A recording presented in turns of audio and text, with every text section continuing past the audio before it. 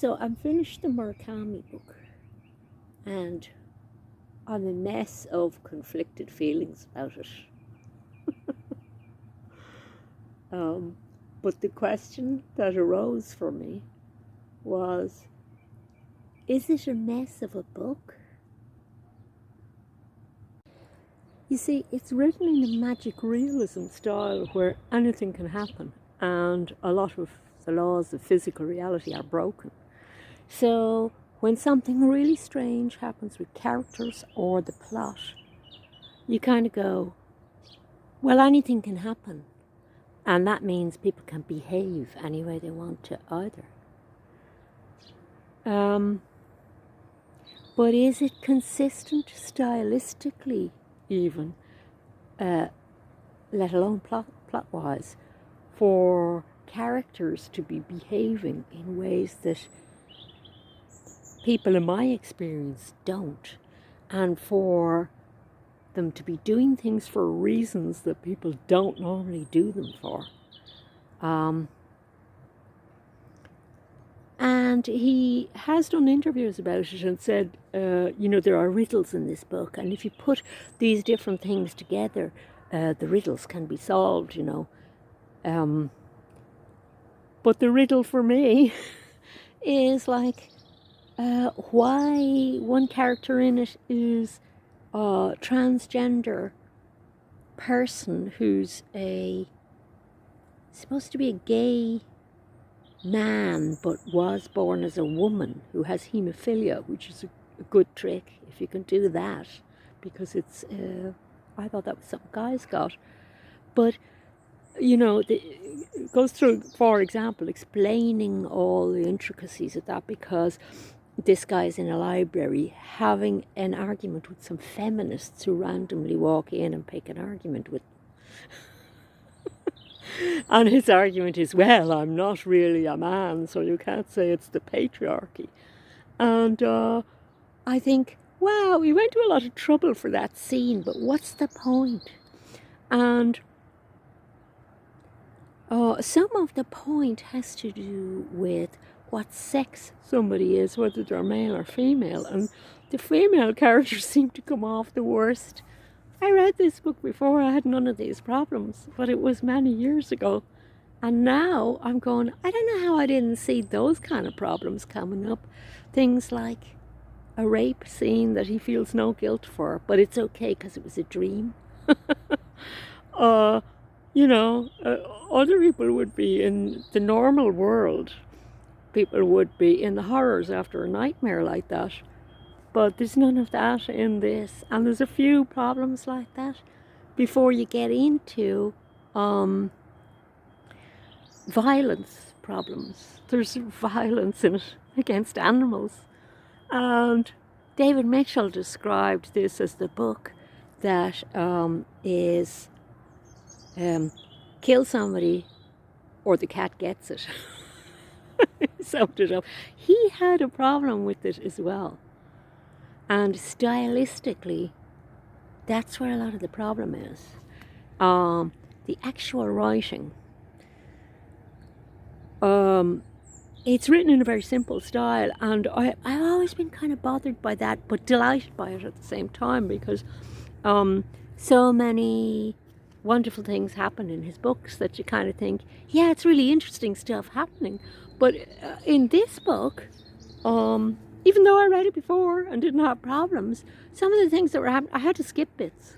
I couldn't read them. They were too upsetting for no reason. Like the upset of the violence in it, for example.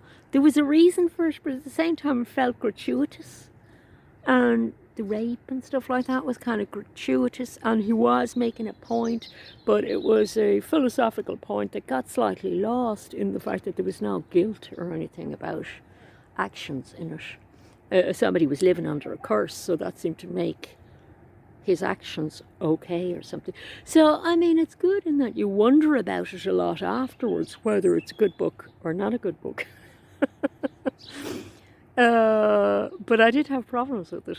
At the same time, enjoyed it because Sorry, I'm looking at what I think is the camera on my phone. Probably isn't. I'm probably looking way off there into the distance in a thoughtful way. But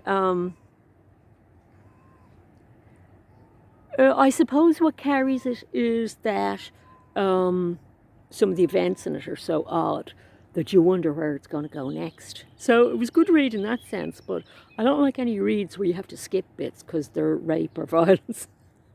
And I forgot that was in it. So I think when I bought this to read a second time, I think it was the Wind Up Bird Chronicles, maybe, that I remembered having a good time reading. Not this one at all, not Kafka on the Shore. But I tell you what, I'm not going to buy the other one to find out in case I have two disappointments in a row. So it's Germaine Greer coming up next, The Female Eunuch, which I'm kind of a third of the way through, and that's not disappointing me on the second read. I'm laughing my head off. She's very funny. There's a little bird behind me, but he's lost in the bushes. A little bit like one of the characters in The Woods. In Kafka on the Shore. So that's my review of Kafka on the Shore. Can't decide if Murakami is a really good writer or a crap one. And whether it's a really good book or just a crappy, unresolved kind of a book that goes all over the place but doesn't get anywhere really. But it stays with you afterwards. So that's a good book, maybe, a book that stays with you afterwards, but for the right reasons. I like books to kind of have, be really kind of, have the plot really tight and stylistically everything to tie up as well. It didn't really do that for me, I have to say. But it was interesting. Oh, and in case you were wondering what the book's actually about, I'm not going to just give you the plot line, but the theme is about identity, and I suppose about how identity changes and can be a bit fluid. And that's how I think he gets away with some of the more horrible things in the book, by arguing that the different characters are moving in and out of each other all the time, so they can't really commit crimes on each other as such. And there's this kind of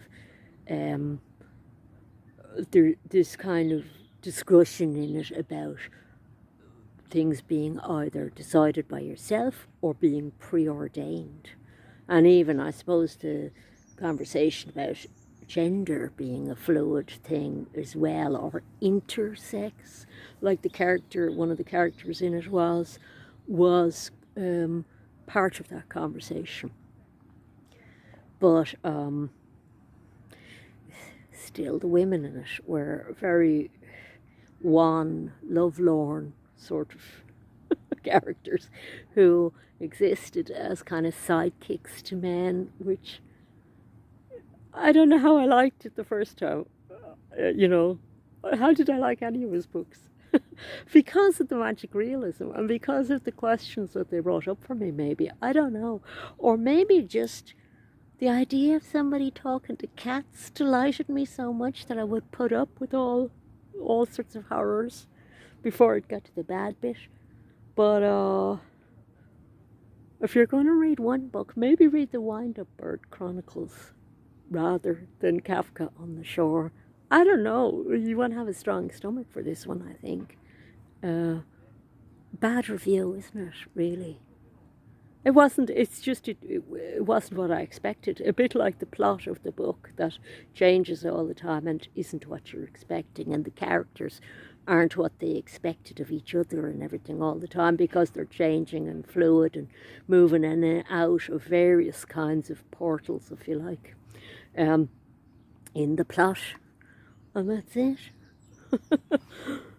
So enjoy or don't enjoy, but if you've read it, let me know what you thought of it, whether you thought it was a good read or rubbish, and what you think of his style, and whether you think he's very philosophical or whether he just throws a lot of things in a bucket and mixes them all together in a way that he hopes will keep you entertained. See,